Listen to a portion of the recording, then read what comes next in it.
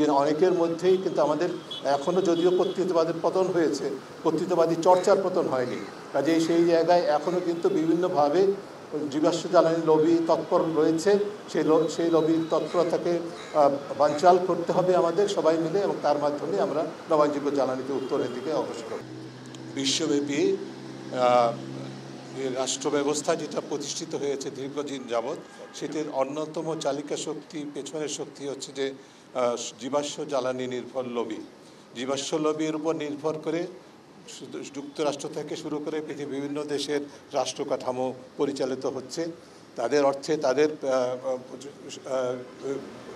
নিয়ন্ত্রণের ভিতরে থেকে এই রাষ্ট্র কাঠামো গড়ে উঠেছে আন্তর্জাতিকভাবে, এবং তারই প্রতিফলন আমরা বাংলাদেশেও দেখেছি। বিশেষ করে গত 15 বছরে যে কর্তৃত্ববাদী সরকার, যেটা রক্তের বিনিময়ে আমরা তার পতন ঘটতে দেখেছি, সেই কর্তৃত্ববাদী সরকারের বিকাশের সময় কিন্তু একইভাবে জীবাশ্ম জ্বালানি নির্ভর জীবাশ্ম জ্বালানি শক্তি লবি করতে আমাদের রাষ্ট্র কাঠামোকে, নীতি কাঠামোকে দখল করা হয়েছিল, যার ফলে আমাদেরকে এমন একটা অবস্থায় ঠেলে দেওয়া হয়েছে যে আমরা আমাদের জীবন জীবিকা, বিশেষ করে প্রকৃতি এবং জীববৈচিত্র্য ধ্বংসের মুখোমুখি। বসুন্ধরা ডায়াপেন্ট এখন আরো উন্নত।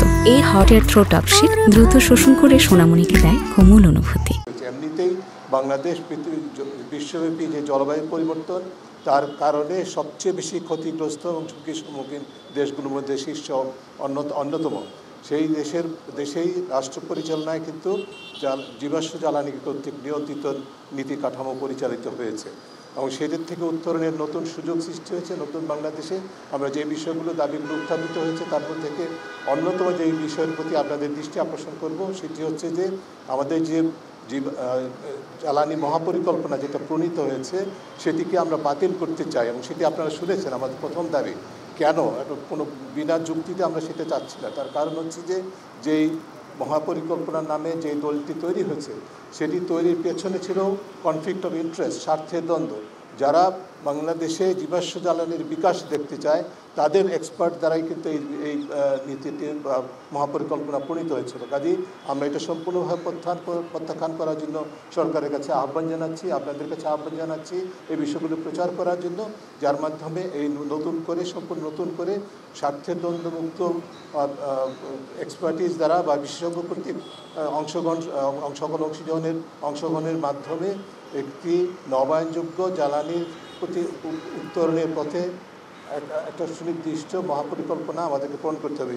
যেটি ইতিমধ্যে বলা হয়েছে যে আমরা চট করে আজকেই বা দুদিনের মধ্যেই আমরা চাই না, আমরা মনে করি না যে জীবাশ্ম জ্বালানি থেকে চট করে পরিবর্তন করা সম্ভব, বন্ধ করে দেওয়া সম্ভব। সেটা আমরা কখনো বলিনি, আজকেও বলবো না, কিন্তু পর্যায়ক্রমে আমাদের নবায়নযোগ্য জ্বালানিতে উত্তরণের সুযোগ আছে, এবং সেটার সম্ভাবনা ইতিমধ্যে বৈজ্ঞানিক ভিত্তিতে প্রতিষ্ঠিত।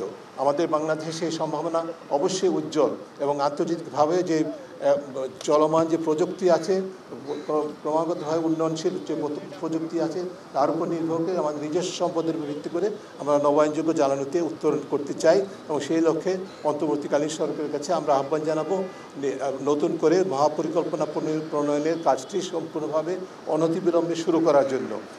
আর অন্যান্য যে বিষয়গুলো, তার মধ্যে সবচেয়ে বেশি আমাদের কথা হচ্ছে আমাদের আজকে যে দিবসটি, সেটির মূল লক্ষ্য হচ্ছে যে যেটি আমরা চাই যে জীবাশ্ম জ্বালানি থেকে সরে এসে নবায়নযোগ্য জ্বালানিতে যাব, এবং এই কারণে এই লক্ষ্যে সকল নাগরিক সমাজ, গণমাধ্যম সহ তরুণ প্রজন্মকে আমরা আমাদের কার্যক্রমে সম্পৃক্ত করতে চাই।